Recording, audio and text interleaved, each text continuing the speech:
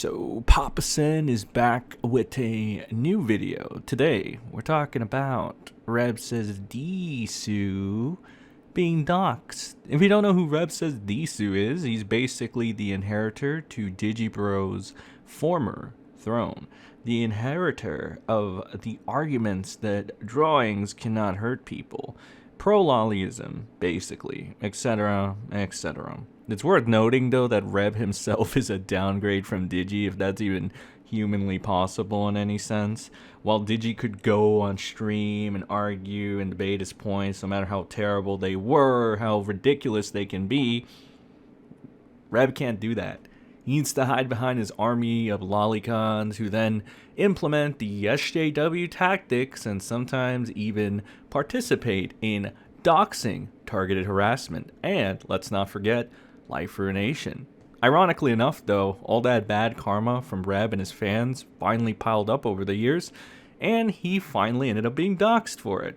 And when I say doxed, I mean extremely doxed, like hardcore, like we got his landline, his phone number, his coordinates, the whole shebang. To me, however, what stood out the most to me was his face. The best comparison I can unironically give you is this Wojak right here. I'm not even capping. Rev is a 30-year-old man. He was born in 93, right? So that's 30 years old. And boy, does it ever fucking show. He is balding on both sides of his head. Still kind of has his hair long.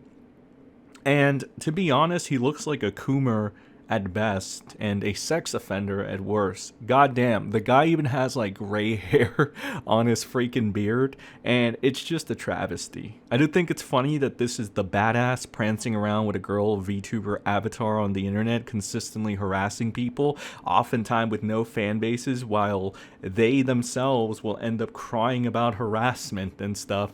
You know, him and his fan base pretty much, once again, to bring it back to the SJW tactics and mindset, they very much try to act like protected classes.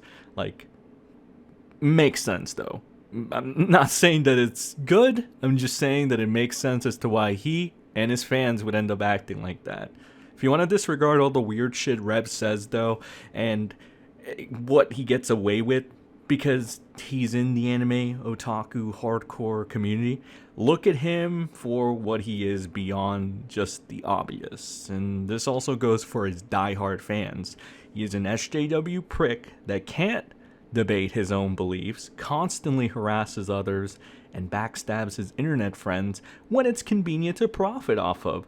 See, I made this video without having to call lolicon pedophiles. You're welcome, anime community. Now, if you'll excuse me, I'm going to continue to play this dating sim where you can groom your students if you want, and has a side mode where you can play a strategy game with said students. Thank you, Japan. Your influence in the West is super needed and bathed. Oh, good grief. Now I know what's real, what's fake. You're putting about as much effort into your content as you ever did.